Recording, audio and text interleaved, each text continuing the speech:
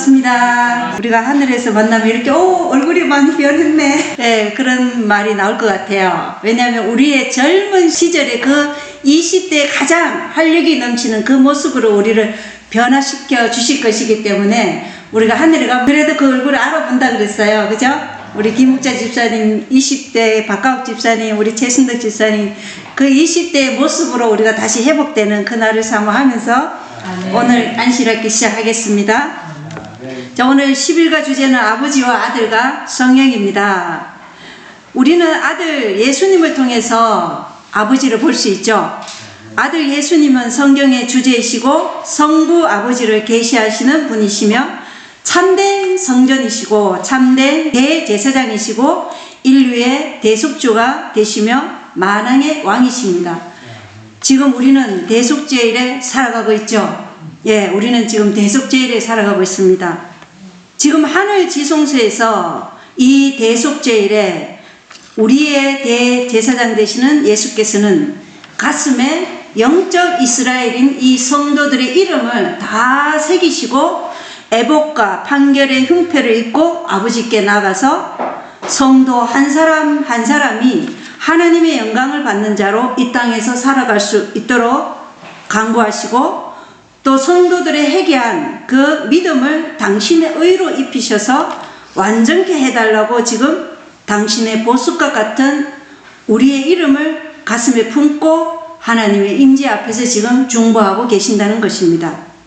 우리가 하나님의 형상으로 회복되려면 먼저 누구를 알아야 되겠어요?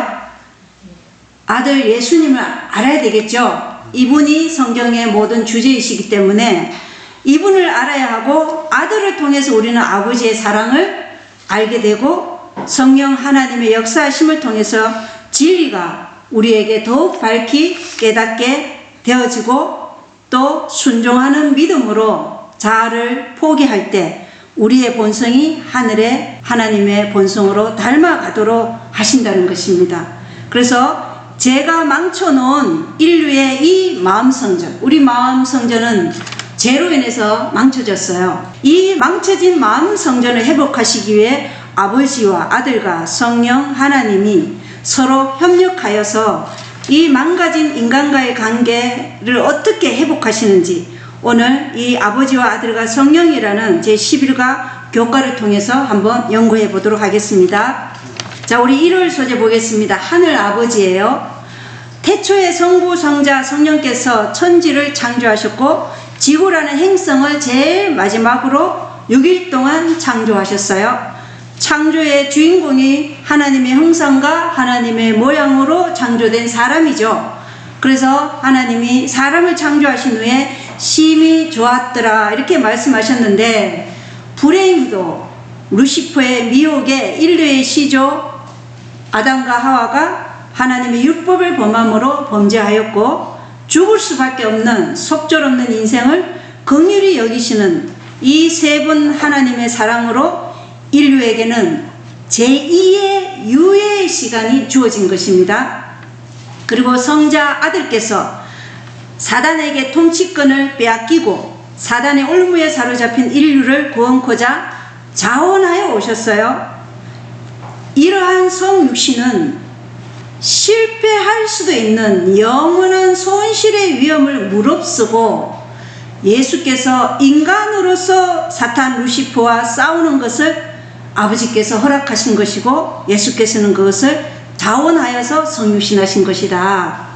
그래서 여기 예수님은 요한복음 10장 30절에 나와 아버지는 하나이다 이렇게 말씀하셔요. 어떻게 하나이시죠?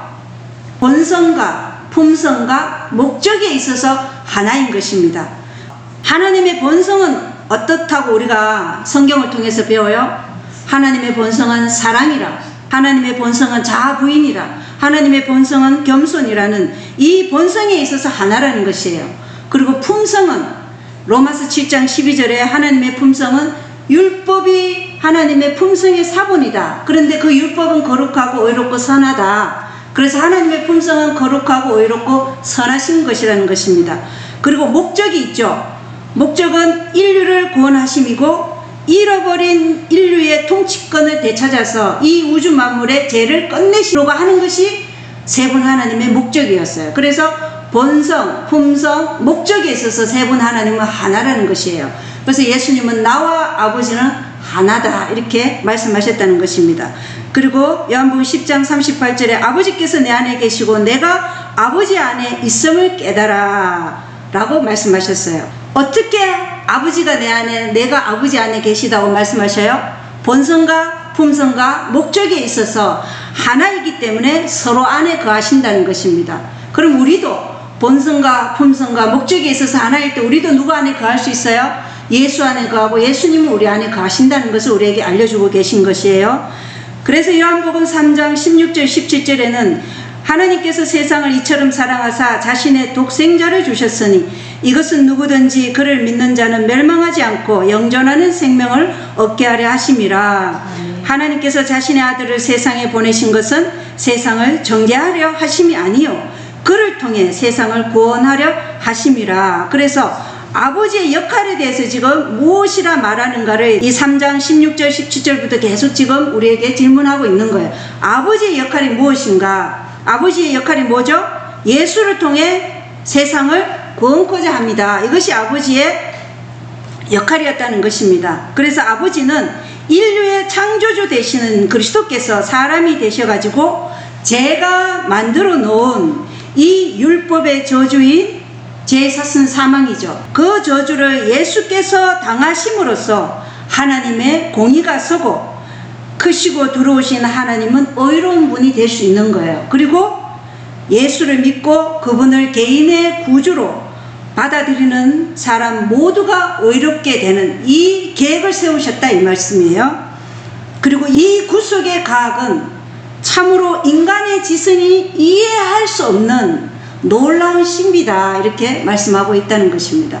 그래서 우리가 이 땅에서 하나님을 아는 것이 영생이라는데 우리가 아는 것이 아주 조금밖에 안 된다는 거예요. 아주 조금밖에 안 되는 거 가지고 우리가 교만하고 내가 좀 안다고 자랑하고 이럴 것이 아니라는 거예요. 우리는 하늘에 가서도 영원히 배워요. 우리가 아는 것도 성령을 통해서 알게 되는 것이지 우리의 지혜로 아는 것이 아니라는 것이에요.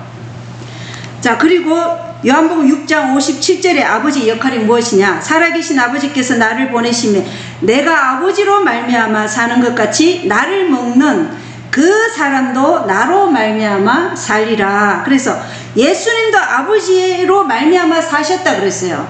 어떻게 사셨어요? 아버지의 말씀으로 사셨기에 아버지로 말미암아 살았다 이렇게 얘기하는 거예요. 그럼 우리도 예수님께서 주신 말씀으로 살 때 우리도 예수님으로 말미암아 사는 자가 된다 이렇게 말씀하신 것이죠. 그리고 요한복음 5장 22절에는 아버지께서 모든 심판을 아들에게 맡기셨으니 30절에는 나를 보내신 아버지의 뜻을 구함으로 내 심판은 의로우니라 이렇게 말씀하고 있어요.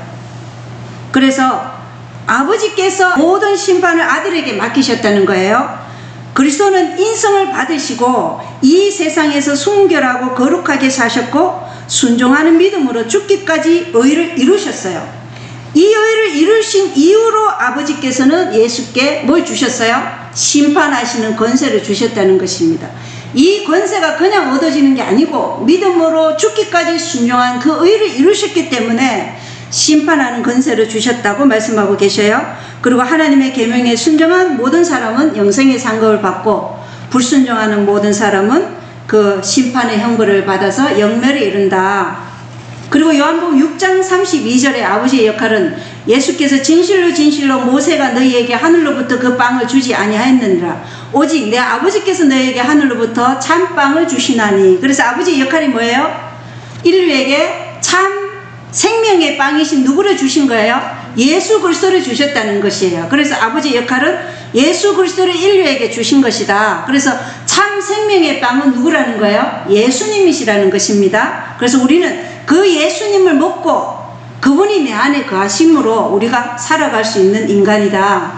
그 예수님은 영원하신 영적 생명의 창시자시고 그 생명을 기르시는 분이시고 우리 안에서 기르시는 분도 예수님이에요. 그 생명을 계속되게 하시는 분도 아들 예수님이시다. 그리고 요한복음 14장 10절의 아버지의 역할은 내가 아버지 안에 있고 아버지께서 내 안에 계신 것을 내가 믿지 아니하느냐 이렇게 얘기해요. 내가 아버지 안에 있고 예수님도 아버지 안에 있고 아버지도 내 안에 있다. 이거는 본성과 품성과 목적에 있어서 하나의 시기 때문에 서로 안에 거하신다는 거. 그래서 이것이 우리에게 우리의 믿음은 그리스도의 본성, 품성, 목적으로 말미암아 주어지는 이 증거 위에 우리가 안착할 수 있다는 것이에요. 우리의 믿음이 감정이 아니죠. 주어진 명백한 말씀, 그 말씀에서 우리가 뭘 볼 수 있어요? 예수 그리스도의 본성과 품성과 목적을 볼 수 있는 거예요. 그 목적의 기초 위에 우리가 서는 것이라는 거예요. 그 증거 위에. 그래서 우리의 믿음은 확실한 반석 위에 세워져야 된다.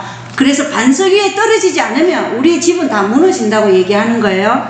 자, 요한복음 14장 24절에는 나를 사랑하지 아니하는 자는 내 말들을 지키지 아니하나니 너희가 듣는 말은 내 것이 아니요 나를 보내신 아버지의 것이니이다. 아버지의 역할이 뭐예요? 예수님의 말을 지키지 아니하는 자는 곧 아버지를 반대하는 자라는 거예요. 그래서 예수를 받아들이지 않는다. 아버지를 반대하는 자다. 그래서 세상에는 모든 세상 사람들은 딱 두 부류로 나뉘어요.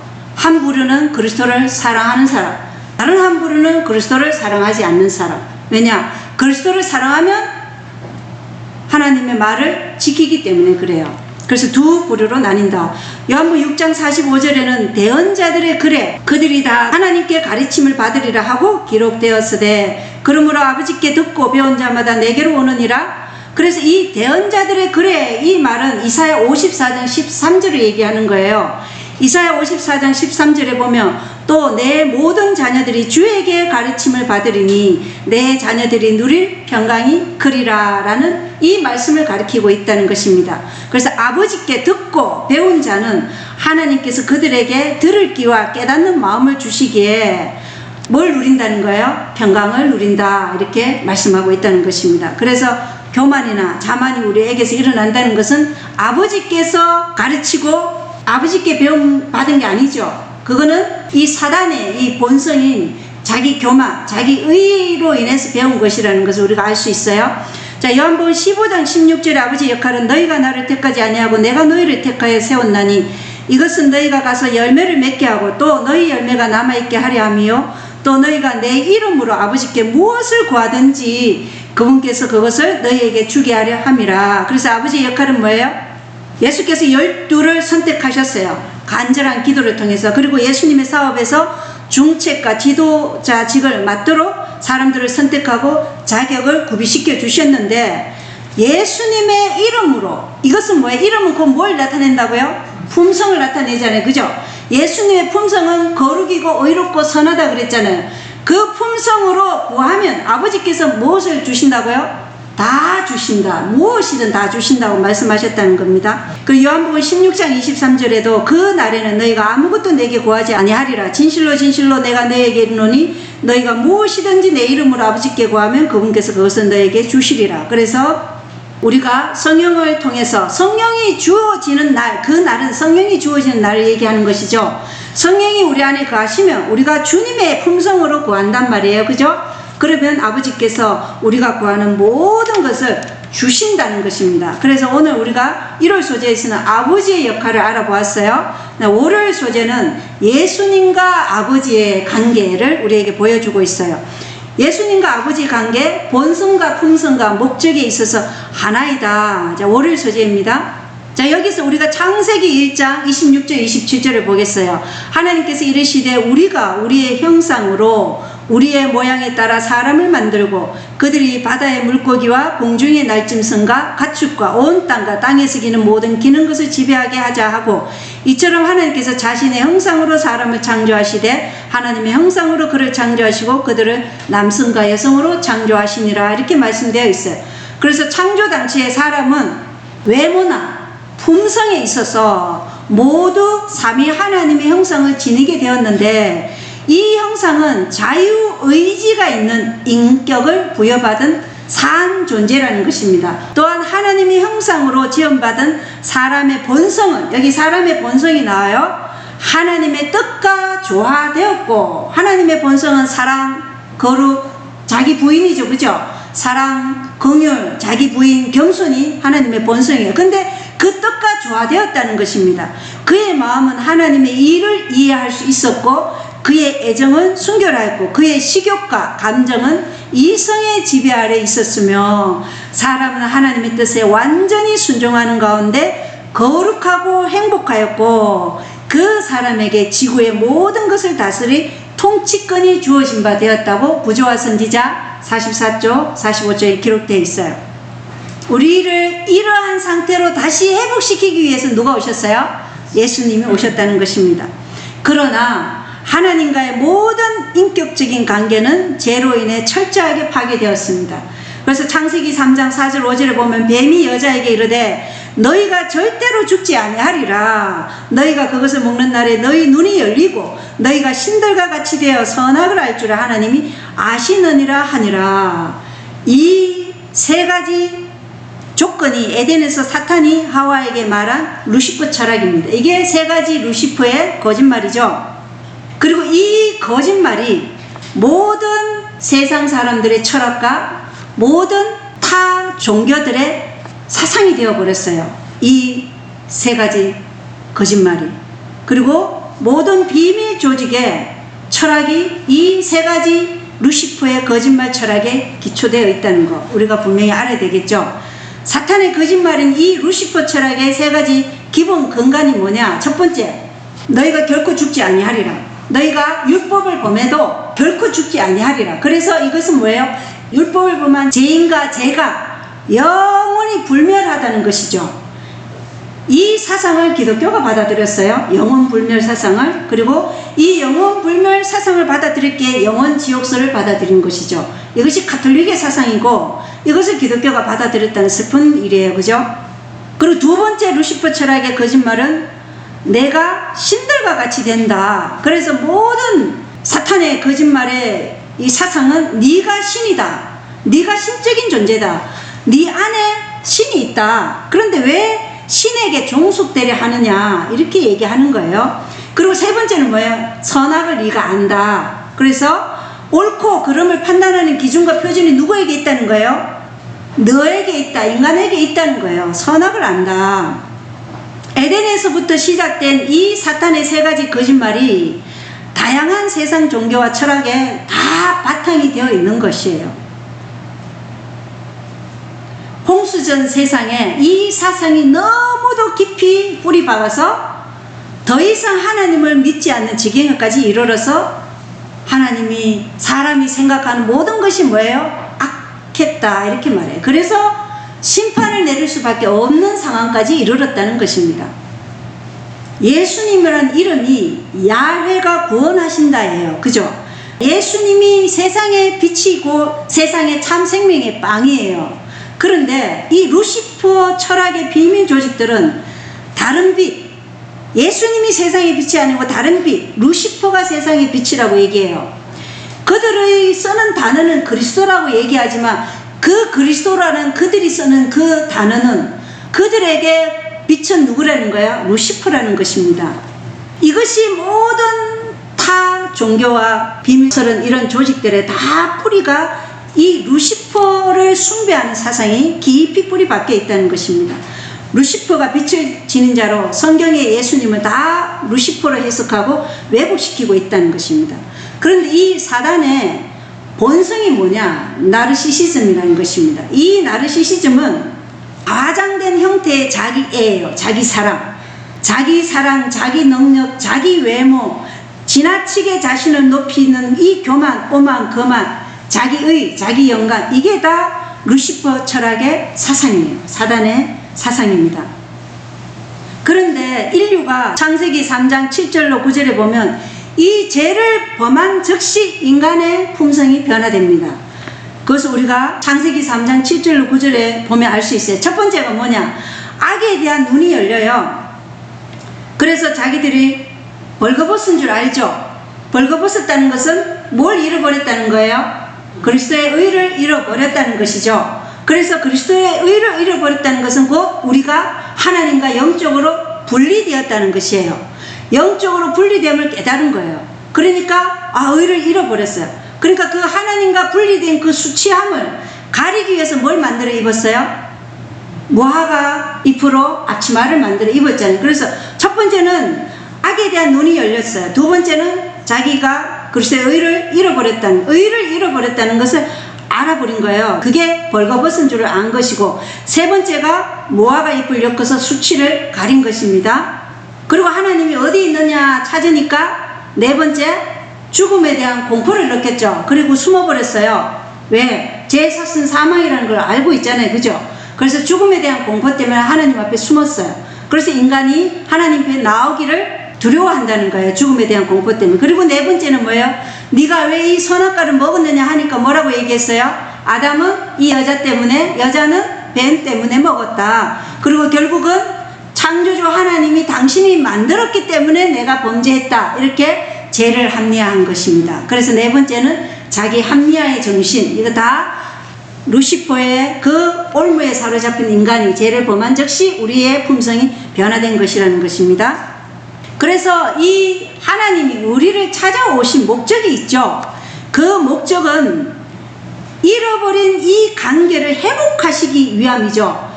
잃어버린 관계를 회복하시기 위해서 말씀이 육신이 되어서 우리 가운데 거하시고 하나님의 영광을 나타내시려고 오셨어요. 그죠?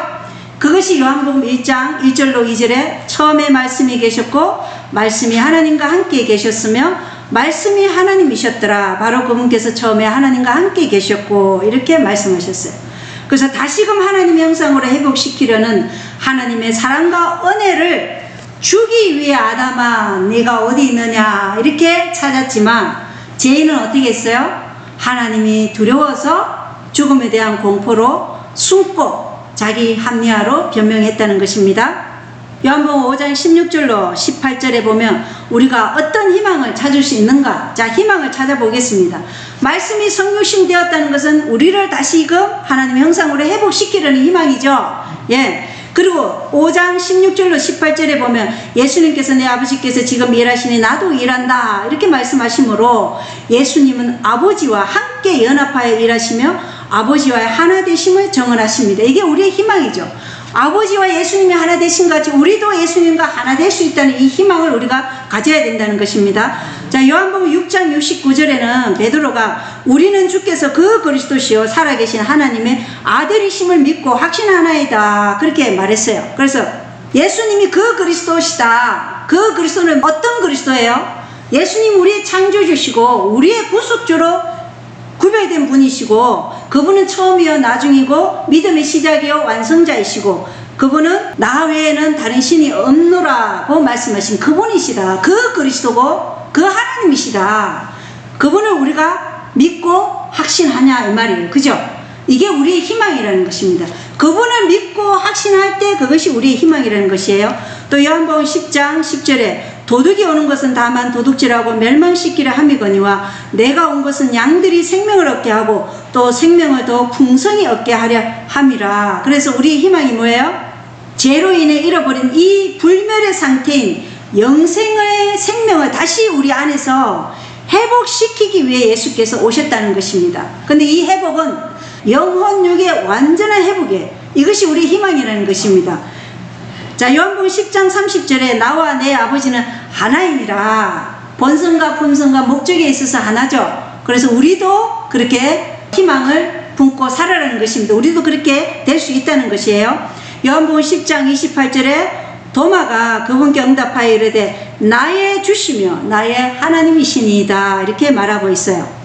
도마는 십자가에 죽으신 그 예수님이 인간이기 이전에 태초에 하나님과 함께 계셨던 영원한 말씀이셨고 지금은 아버지 곧 하나님과 함께 가졌던 영광으로 다시 영화롭게 되신 그 하나님이시다. 그래서 예수님은 나의 주시며 나의 하나님이다. 우리가 이 도마와 같은 신앙 고백으로 우리의 신앙 고백을 이 도마의 신앙 고백에 함께 우리가 산다면 우리의 삶이 얼마나 달라지겠어요. 그죠? 주는 나의 하나님이시다. 주는 나의 주시고 나의 주. 우리의 주가 아니라 나의 주가 돼야 돼요. 우리의 하나님이 아니라 개인적으로 우리와 관계를 맺는 나의 하나님이 돼야 된다는 것이에요. 예. 만약에 개인적인 관계가 아니고 우리로서 그냥 숟가락 얹어서 그냥 같이 가려고 하면 강포한 무리 앞에 우리가 설 수 없어요. 어제 우리가 강포라는 게 뭐라고 했죠? 미쳐 날뛰는 그런 사람들 앞에 설 준비를 우리가 해야 되는데, 개인적인 나의 주시며 나의 하나님이 안 되면 우리가 그 자리에 설 수 없다는 것입니다. 그래서 도마의 신앙, 이것이 우리의 신앙이 되는 것이 우리의 희망이다. 그래서 월요일 소재는 예수님과 아버지가 품성과 본성과 목적에 있어서 하나이시기 때문에 이것이 우리의 희망이 된다. 예, 그것을 우리에게 보여주고 있어요. 자, 우리 화요일 소재 보겠습니다. 아들을 아는 것이 아버지를 아는 것이라. 자, 아들을 아는 것. 아는 것이 뭐라고 생각하십니까? 아는 것. 성경에는 아담이 하와를 알되 누구를 낳았다 그랬어요? 가인을 낳았고, 다윗이 아비색을 알지 아니하였다 이렇게 돼 있어요. 그러니까 이거는 뭐예요? 몸과 정신이 하나 되는 알미예요. 그래서 본성과 품성과 목적에 있어서 하나라는 것이에요. 이것은 그냥 우리가 지식적으로 아는 것을 얘기하는 것이 아니고 산 경험 속에서 예수님이 우리 생애에서 재현되는 그 알을 얘기하는 거예요. 그래서 아들을 아는 것이 곧 아버지를 아는 것이니라 이렇게 말씀하고 있다는 것이에요. 이것을 요한복음 1장 18절은 아무도 어느 때나 하나님을 보지 못하였으되 아버지 품속에 계신 독생자께서 그분을 밝히 드러내셨느니라. 그래서 요한복음 전체에서 아들이신 예수께서 아버지를 드러내고 계심을 알 수 있어요. 그래서 요한복음은 예수님께서 하나님의 아들이시요 태초에 말씀이신 그 하나님이심을 강력하게 증거하고 있다는 것입니다.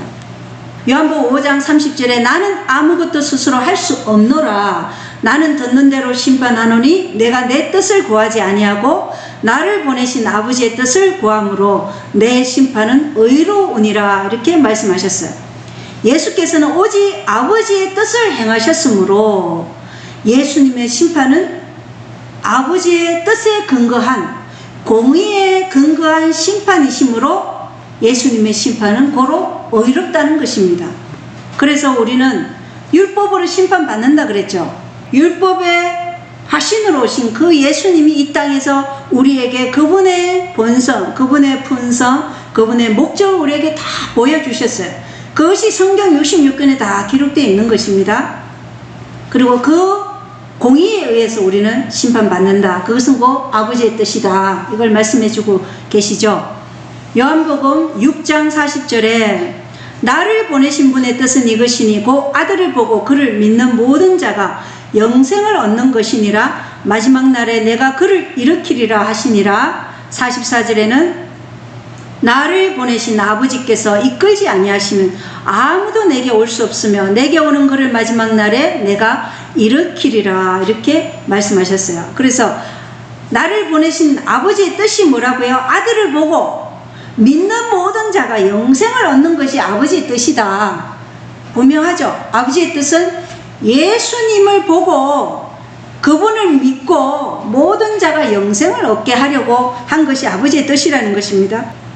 그리고 마지막 날에는 예수님이 그러한 자를 다 일으키리라고 말씀하고 계셔요. 예수님을 보고 믿는 모든 자가 마지막 날에 예수님 안에 있는 생명으로 부활할 것을 말하고 계신 거죠. 이 예수 그리스도의 품성과 본성과 목적이 우리 안에 살아 움직이며 우리가 곧 누구의 생명으로 살아가고 있는 거예요? 예수님의 생명으로 살아가고 있기 때문에 그 생명으로 잠든 자가 예수님의 생명으로 부활시킨다는 것이지, 그러한 본성과 품성과 목적이 없는 자가 죽었다고 해서 부활시키는 게 아니에요. 그건 사망의 부활로 일어나는 것이죠. 그래서 우리의 생명의 부활은 예수님의 본성, 품성, 목적으로 우리에게 주어진 이 은혜의 시간, 우리에게 주어진 이 유예의 시간을 우리가 그렇게 살 때만이 예수님의 생명이 우리 안에 거하심으로 그 생명으로 우리가 잠들었을 때 우리를 부활시키신다. 그것을 지금 말씀하고 계신 거예요. 요한복음 7장 16절에 예수님께서 그들에게 대답하여 이르시되 내 교리는 내 것이 아니요 나를 보내신 분의 것이니라 이렇게 말씀하셔요. 그래서 예수님의 말씀은 구약 성경의 말씀과 시내산에서 주신 율법과 완전히 조화되는 말씀이죠. 그죠? 완전히 조화되는 말이며 이 교리는 아버지의 교훈과 완전히 일치하다는 것을 말씀하고 계셔요. 그래서 율법이 어디에 정착되어 있다고 시편에 기록되어 있어요? 하늘에 정착되어 있다. 그래서 율법은 변경이 불가능하다는 것이죠. 율법이 변경이 불가능하기 때문에 예수께서 성육신하실 필요가 있었던 것이죠. 인류를 구원하기 위해서. 만약에 율법이 불변하지 않으면 예수님이 성육신하실 필요도 없고 우리에게 의문의 제사라는 이 의식적인 제사 제도를 통해서 끊임없이 우리에게 예수 그리스도를 생각하게 하는 그 제사 제도를 주실 필요가 없었어요. 그런데 율법이 불변하기 때문에 하늘에 정착된 그 율법이 변개가 불가능하기 때문에 예수께서 성육신하신 것이다. 그리고 예수께서 율법이 불변하다는 것을 언제 가장 강력하게 온 세상에 보여주셨어요? 십자가에서. 하나님의 율법이 불변하다는 것과 제사슨 사망이라는 것은 온 인류 앞에 선포하신 것이 바로 십자가에서 죽으신 예수 그리스도라는 것입니다. 이것을 일요일 개신교도들이 참 모르고 있다는 것이 참 안타깝죠. 이걸 참 알았으면 좋겠어요. 요한복음 8장 38절에 나는 내 아버지와 함께 본 것을 말하고 너희는 너희가 너희 아비와 함께 본 것을 행하느니라. 그래서 예수님은 아버지와 함께 본 것을 말하고 너희는 너희가 너희 아비와 함께 본 것을 행하느니라 이렇게 얘기했어요. 그래서 예수님과 아버지는 동일한 뜻, 동일한 목적, 동일한 품성으로 동일한 본성이시기에 하나이시지만 거듭나지 않은 인간의 마음은 누구와 동일하다는 거예요? 너희 아비 마귀하고 동일하다는 것이에요. 그래서 우리가 교회를 다녀도 진리로 성화되지 않은 사람들은 다 떨어져 멸망당한다고 얘기했죠. 그리고 20명 중에 1명도 100명 중에 1명도 준비되지 않았다고 여호와는 말씀하고 있어요. 그래서 우리가 거듭나지 않았으면 우리가 교회를 다녀도 우리 아비는 마귀라는 것입니다. 자, 요한복음 14장 10절에 내가 아버지 안에 아버지께서 내 안에 계신 것을 믿지 아니하느냐 이렇게 말씀하고 있어요. 우리는 믿어야 안 믿어요? 믿죠? 그러면 그 믿음이 내 안에서 어떻게 돼요? 내 안에서 실현되도록 우리가 순종하는 믿음으로 자아가 굴복이 돼야 되죠. 자아 포기. 그래서 세상의 구속주이신 예수께서는 아버지 하나님과 같은 본질을 갖고 계셨으며 같은 권위로서 동등하신 하나님이심을 내가 아버지 안에 아버지가 내 안에 거하심을 믿지 아니하느냐 이렇게 우리에게 물어보고 계신 것이에요. 그래서 예수님을 믿는다는 것은 곧 예수님이 아버지와 동등하신 분이시고 동등하게 지금 일하고 계신다는 것을 믿는 것입니다. 그래서 예수를 부정하면 아버지를 부정하는 것입니다. 요한복음 15장 1절에 나는 참 포도나무여 내 아버지는 농부시니 내가 내 아버지의 명령들을 지켰고 그분의 사랑 안에 거하는 것 같이 너희도 내 명령을 지키며 내 사랑 안에 거하리라 이렇게 말씀하셔요. 자, 참 포도나무가 예수님이고 아버지는 농부라 이렇게 말씀하고 있어요. 그죠? 그리고 내가 예수님이 내 아버지의 명령들을 지켰고 그분의 사랑 안에 거했다 이렇게 말씀하고 있어요. 그래서 아버지와 예수께서는 하나로 연합하셨어요. 어떻게 해요? 본성과 품성과 목적에 있어서 하나였다. 그리고 아버지께서 그리스도로 말미암아 우리를 사신 것은 우리 죄를 속하기 위함이었어요. 아버지께서 그리스도로 말미암아 우리를 사셨어요. 그죠? 그것은 우리 죄를 속하기 위함이었고 우리는 그분의 사랑의 영역 안에 있는 거예요. 우리는 다 누구의 손바닥 안에 있어요? 하나님 손바닥 안에 있는 것이에요. 왜냐? 예수님의 팔은 사랑으로 온 인류로 감싸고 있다는 것을 십자가를 통해서 우리에게 다 보여주셨어요. 그리고 33년 반 동안에 그분의 삶이 온전히 아버지의 뜻에 순종하면서 온전히 자아를 부인하고 겸손히 사신 그 예수님이심을 우리에게 보여주셨기 때문에 예수님의 사랑이 우리를 다 감싸고 있다는 것입니다. 그래서 여기서 내 사랑 안에 거하라. 이 말의 의미는 곧 우리의 마음에 품고 있던 마귀의 올무에 사로잡힌 그 마음에 품고 있던 이전의 우상들이 뭐예요? 아까 뭐예요? 악에 대한 지식, 또 의의 옷을 잃어버렸어요. 그죠?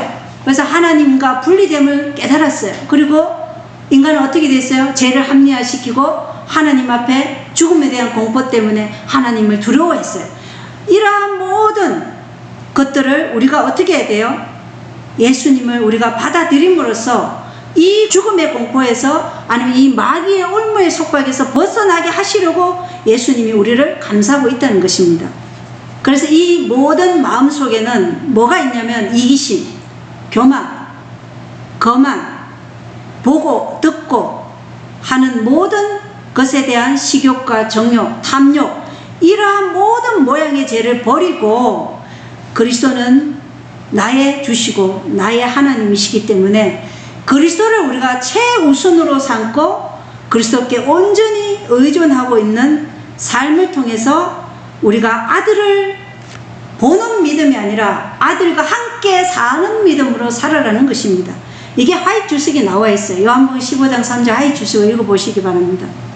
내 사랑 안에 거하라는 의미가 무엇인지 분명하게 나와 있어요.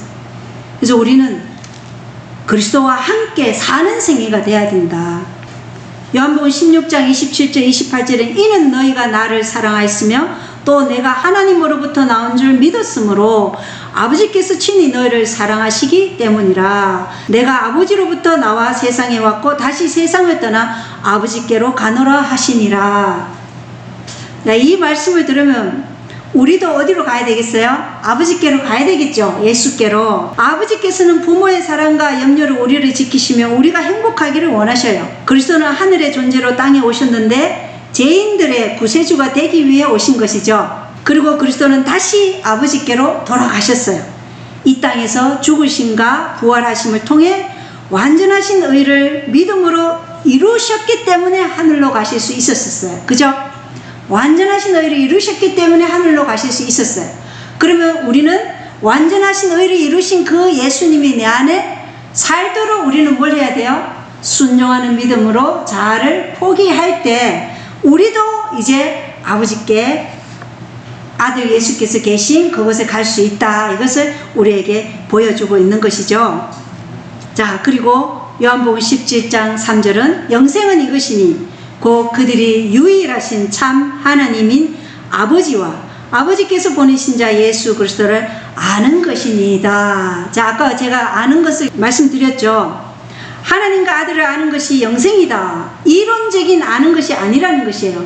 체험적이고 지식적으로 아는 것이 아니라 이 지식이 우리의 삶에서 실천적으로 영적인 것으로 구원에 이르게 하는 경험된 것으로 나타나야 된다는 것이에요. 그래서 그리스도가 내 안에서 재현되는 삶, 이것이 아는 것이다. 목적과 본성과 품성이 하나된 삶을 통해서 그리스도의 의가 내 안에서 드러나는 그 재현되는 삶이 바로 아들을 아는 것이다. 그러한 자에게 뭐가 있다는 거예요? 영생이 있다. 그냥 예수님, 나 예수님 나를 위해서 십자가에 돌아가셨어. 그걸 믿으니까 나는 다 영생이야. 이게 아니에요. 나는 안식일을 지키니까 영생이야. 이것도 아니라는 거예요. 예, 안식일의 참 의미는 참된 은혜의 안식 안에 우리가 안식일을 지키는 것이죠. 예, 그거 없으면 안식일 지키는 게 무의미한 것입니다. 그래서 이 아는 것을 요한일서 2장 3절에는 또 뭐라고 되어 있어요? 우리가 그분의 명령들을 지키며 이로써 우리가 그분을 아는 줄 아느니라 이렇게 얘기해요. 그래서 아는 것은 곧 그분의 명령들을 지키는 것이다 이렇게 얘기해요. 근데 이게 우리가 지키는 것이 아니라 우리가 순종하는 믿음으로 자아를 굴복할 때 성령께서 우리 안에서 그리스도의 의가 재현되도록 하신다. 자, 그래서 수요일 소재는 성령입니다. 삼위 하나님의 마지막 성령 하나님. 자, 수요일 소재 보겠습니다. 요한복음 1장 12절로 13절에 보면 예수님을 받아들인 자들 곧 그분의 이름을 믿는 자들에게는 다 하나님의 아들이 되는 권능을 그분께서 주셨으니 이들은 혈통으로나 육신의 뜻으로나 사람의 뜻으로 나지 아니하고 오직 하나님에게서 태어난 자들이니라 이렇게 말씀하고 있어요. 자, 우리는 말씀으로 태어나고 말씀으로 신의 본성에 참여하고 말씀으로 거듭난다고 얘기해요. 그죠? 예, 이것이 야고보서와 베드로후서에 다 나와 있는 말씀이에요. 말씀으로 태어나고 말씀으로 거듭나고 말씀으로 산다. 그런데 이 시대의 소망 73장에 보면 이 말씀으로 태어난다. 이것을 성령께서 이루신 역사라고 얘기해요.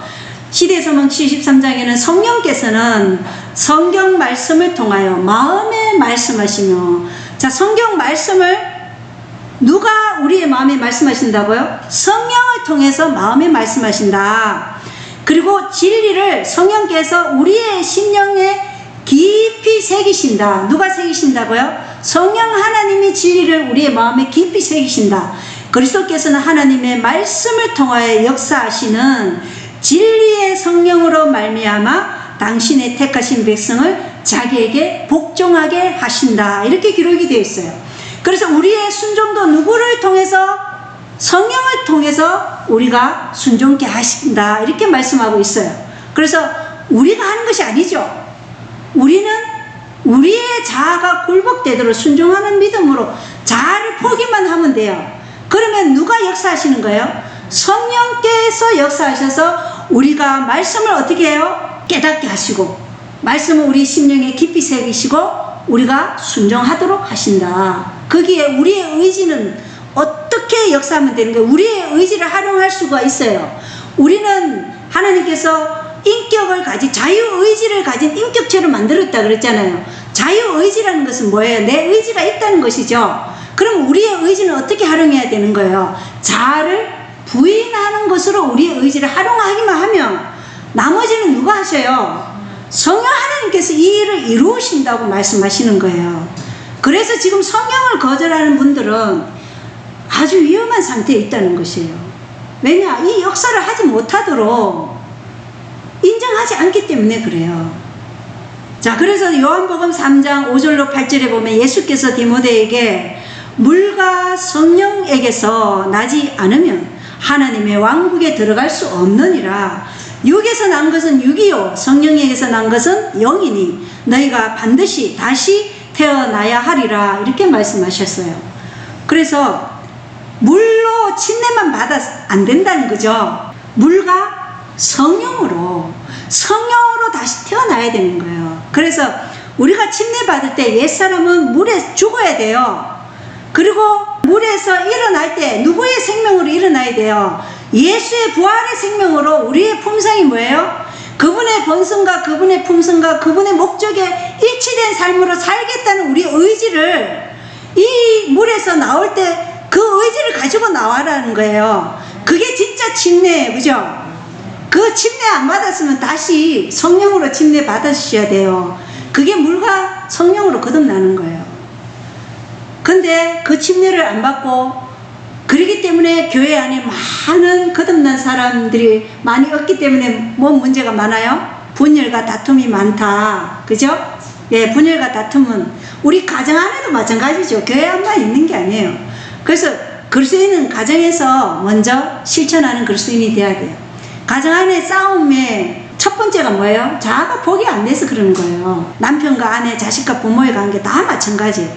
한쪽이라도 자아를 부인하면 싸움이 안 돼요. 네, 자리를 피하라 그랬잖아요. 피하지 않고 막 이렇게 분노를 표출하기 때문에 그런 거예요. 자, 그래서 육에서 난 것은 육이요 그랬어요.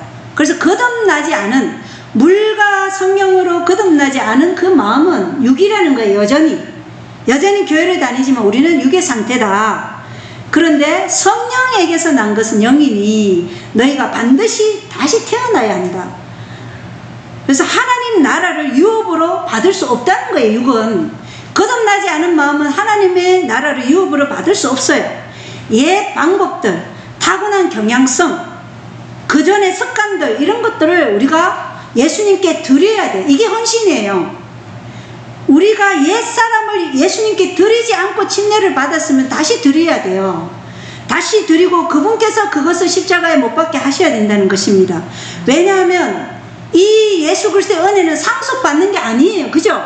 상속받는 게 아니라 물과 성령으로 거듭나야 하는 것이기 때문에 우리가 성령으로 말미암아 다시 태어나야 된다. 이렇게 말씀하고 있어요.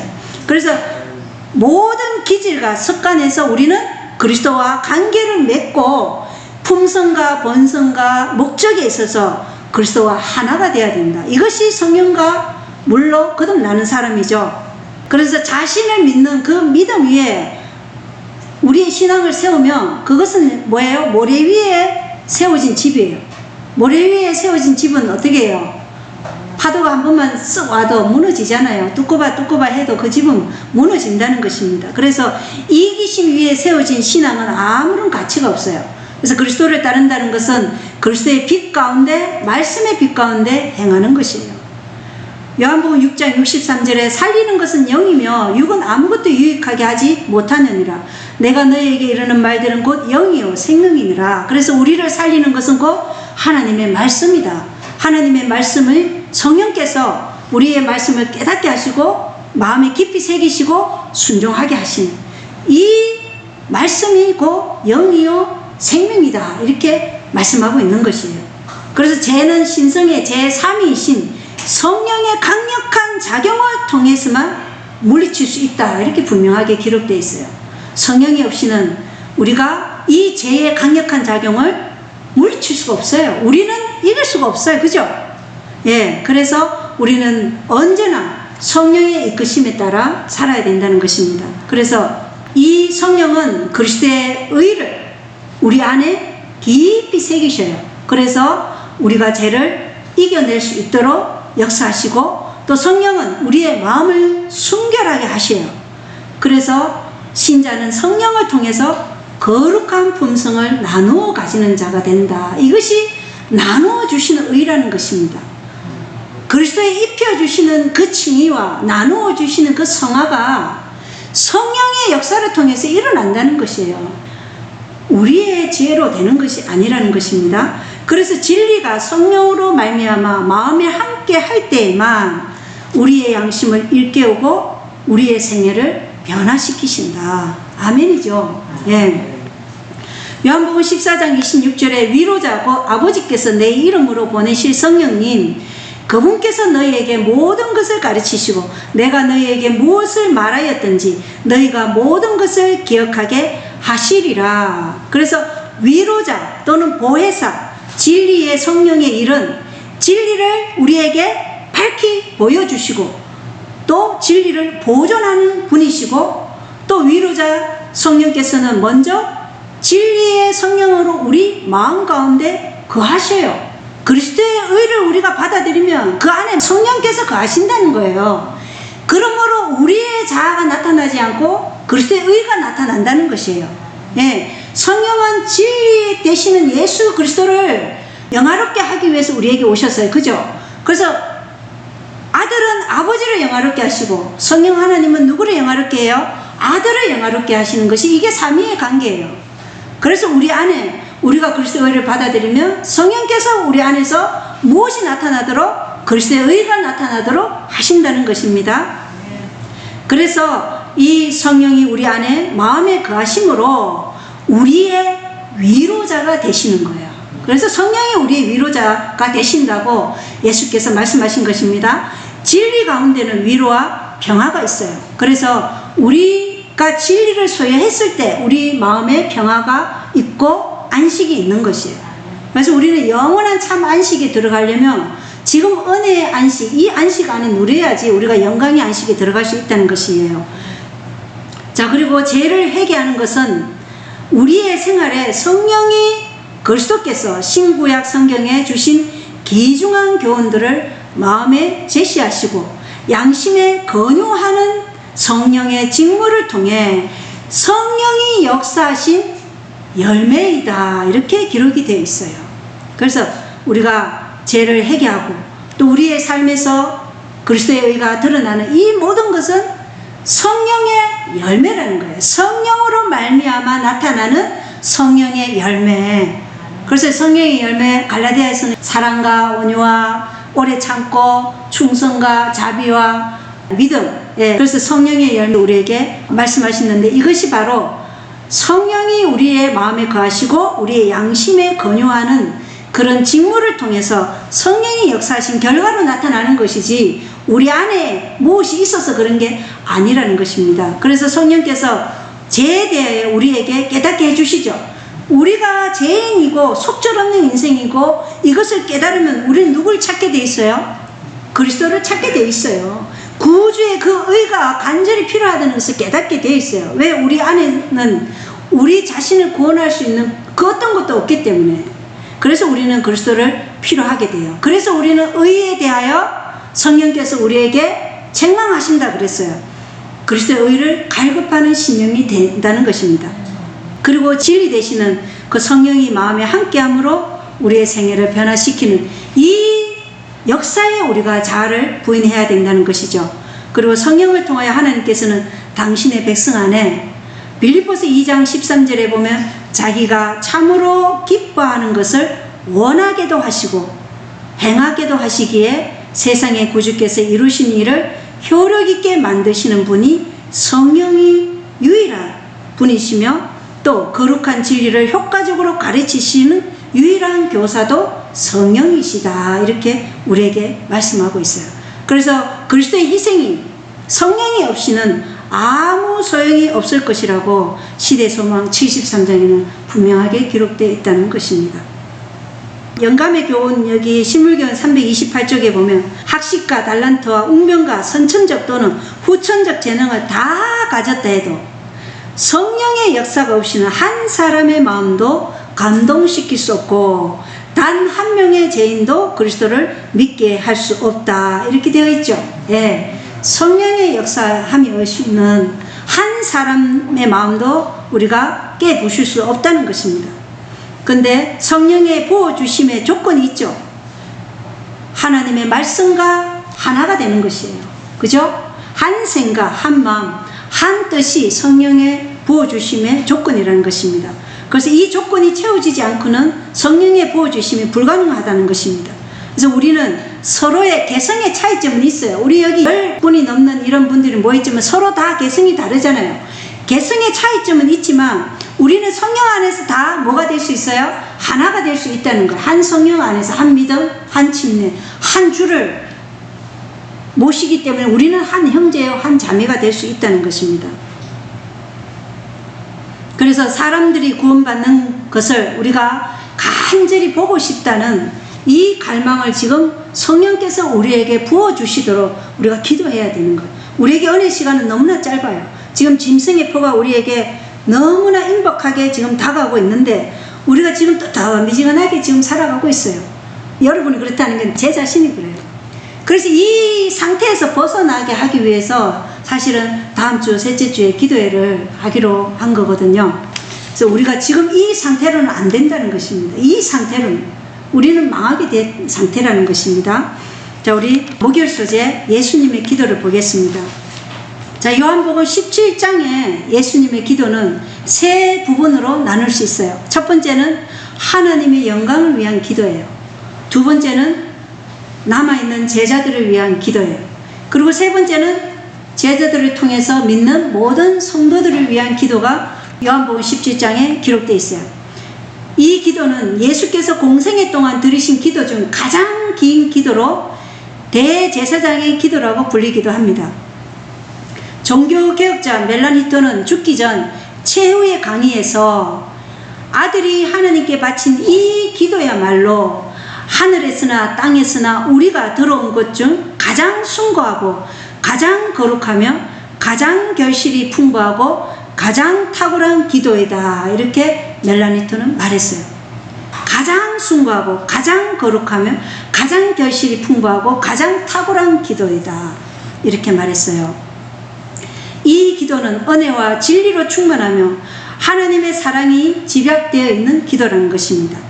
예수님은 인류를 죄로부터 구원하여 궁극적으로 하나님과의 원래 인격적 관계로 돌아가도록 하기 위해 이 땅에 죽으시러 오셨어요.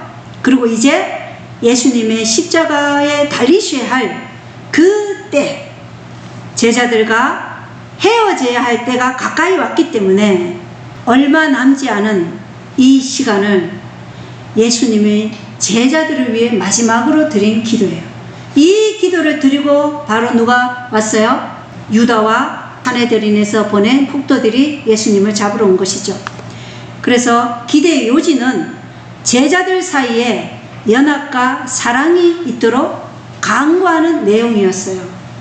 그리고 십자가의 고민이 그분 앞에 있었음에도 불구하고 예수님은 자신을 위하여 간청하지 아니하고 지상에서 당신의 사업을 추진하도록 위탁받은 자들을 위하여 간청하셨고, 가장 격렬한 시련이 제자들을 기다리고 있었는데 제자들의 가장 큰 위험이 원한과 분열의 정신에서 빚어질 것을 보셨다고 정언보감 2권 77쪽에는 기록되어 있어요. 그래서 제자들이 서로 간에 분열과 원한의 정신을 갖지 않도록 하기 위해서 마지막으로 가장 탁월하고 거룩하고 숭고한 기도를 하신 게 요한복음 17장의 기도예요. 그럼 지금 예수님이 하늘 지성소에서 우리를 위해서 이 기도를 하시지 않을까요? 지금 우리는 이 세상의 종말을 바라보고 있는 하나님의 마지막 세대예요. 마지막 백성이에요. 그런 그분은 더 간절히 우리를 위해서 이 기도를 하고 계신다는 것입니다. 정말 우리 자신을 살펴봐야 되죠. 자, 요한복음 17장 1절에 때가 이르렀사오니 아버지의 아들을 영화롭게 하사 아버지의 아들을 영화롭게 하도록 하옵소서. 이 때는 이제 새 상속의 언약의 피를 흘려야 할 때가 왔다는 것이에요. 십자가의 죽으심으로 아버지의 아들을 영화롭게 할 때가 왔다는 것이에요. 아들이 영화롭게 되는 것은 그분이 사람들에게 찬송을 받고 그게 아니라 십자가에서 영화롭게 된다고 말씀하시는 거예요. 그분의 이타적인 그 사랑이 가장 탁월하게 빛난 것이 십자가였잖아요. 그 십자가가 바로 아들을 영화롭게 하는 일이었다. 그때가 왔다는 것이죠. 이 때는 뱀이 여자의 씨의 발꿈치를 상하게 하는 때가 이제 이르렀다. 이렇게 이 요한복음 17장 1절의 기도는 시작되고 있다는 것입니다. 예수님의 죽으심, 부활, 성천은 아버지의 영광스러운 속성인 공의와 거룩하신 자비와 신실하심이 드러나고 확대되게 하기 위함이라는 것입니다. 예수님은 아버지에 의해서 영화롭게 되셨어요. 아버지께서 아들의 희생의 공로를 최종적으로 부활하셔서 가셨을 때 그 새 상속의 언약의 피를 언약의 성취로 비준하셨다고 우리가 요한복음 20장에 하이주석에서 읽었어요. 그죠? 이거 제가 말씀을 많이 드렸습니다.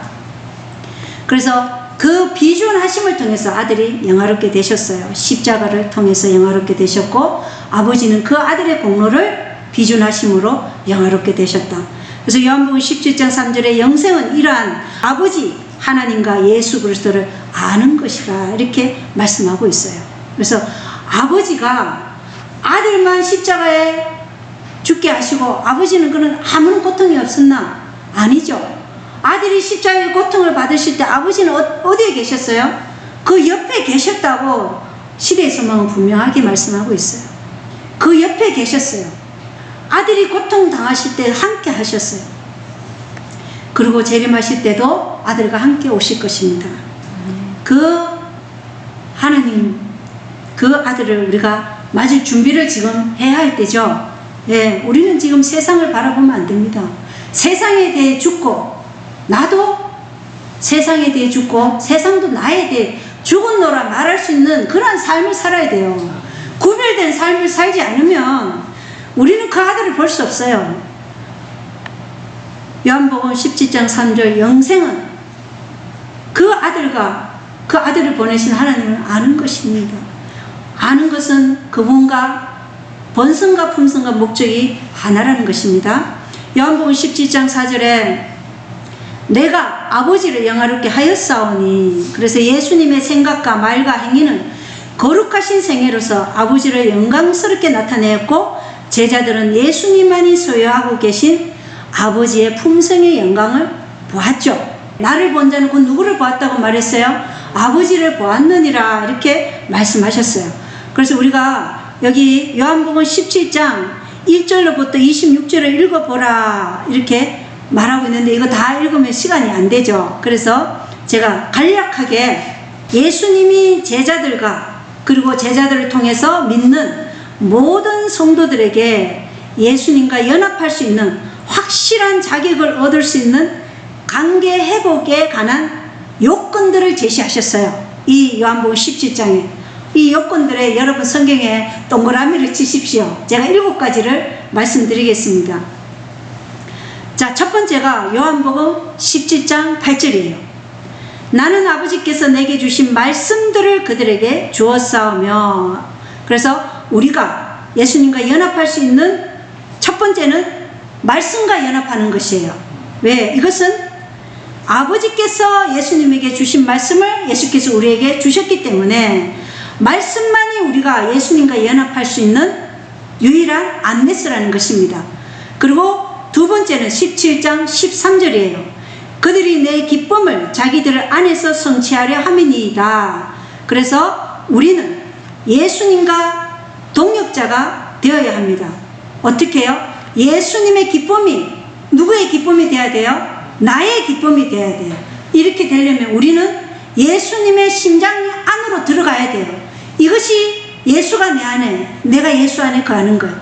예수님의 심장 안으로 들어가는 거예요. 그러면 그 예수님이 내 심장 안에 들어오는 거예요. 그것이 예수님의 의가 내 안에서 살아 역사하시는 성령의 역사가 일어나는 성령의 열매가 맺히는 비결이라는 것입니다. 세 번째가 요한복음 17장 16절입니다. 내가 세상에 속하지 아니한 것 같이 그들도 세상에 속하지 아니하나이다. 그래서 우리는 날마다 세상에 대해서는 죽어야 돼요. 세상도 나에 대해 죽어야 돼요. 세상에 대해 죽는 것, 내 자아를 포기하는 것, 이것이 바로 내가 세상에 속하지 아니하다는 비결이에요. 이렇게 됐을 때 우리는 예수 그리스도와 연합할 수 있다는 것이에요. 네 번째는 요한복음 17장 18절입니다. 아버지께서 나를 세상에 보내신 것 같이 나도 그들을 세상에 보내었고, 그래서 아버지는 아들을 세상을 구원하시기 위해서 보내셨어요.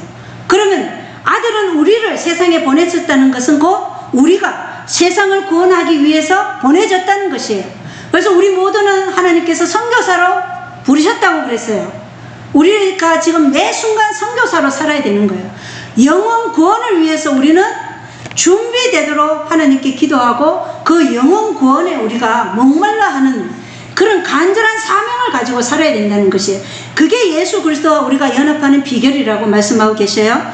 다섯 번째는 요한복음 17장 19절입니다. 또 내가 그들을 위하여 내 자신을 거룩히 구별하오니 이것은 그들도 진리를 통해 거룩히 구별되게 하려 함이니이다. 그래서 우리가 그리스도와 구별되는 것은 곧 진리로 구별된 삶을 사는 것입니다. 진리예요, 진리. 우리에게 주신 이 진리, 율법과 정언으로 구별되는 삶이에요. 우리는 세상과 구별되는 삶을 세상 앞에 보여주는 하나님의 백성이라는 것입니다. 나는 그리스도인이다. 이렇게 보여주는 삶은 진리로 구별된 삶 외에는 달리 보여줄 수가 없다는 것입니다. 여섯 번째는 요한복음 17장 22절이에요. 아버지께서 내게 주신 영광은 내가 그들에게 주었사오니. 이 영광은 뭐예요? 아버지께 죽기까지 순종하신 그 영광, 그 품성이에요. 믿음으로 33년 반 동안 온전히 순종하심으로 자기를 부인하고 겸손히 순종하신 그 의를 이루신 그 영광, 그 영광은 죽기까지 아버지께 순종하신 그 영광, 그 품성을 누구에게 주었다고요? 우리에게 주었다. 그래서 우리는 예수님의 품성, 이 신의 본성에 참여하는 성령의 강력한 역사를 통해서 신의 본성에 참여하는 자가 되어야 된다는 것입니다. 그게 우리가 영광 받을 수 있는 길이에요.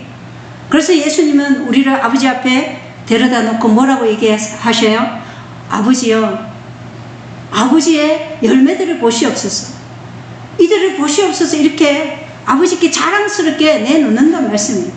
내가 내 자녀를 자랑스럽게, 내 자녀를 보십시오.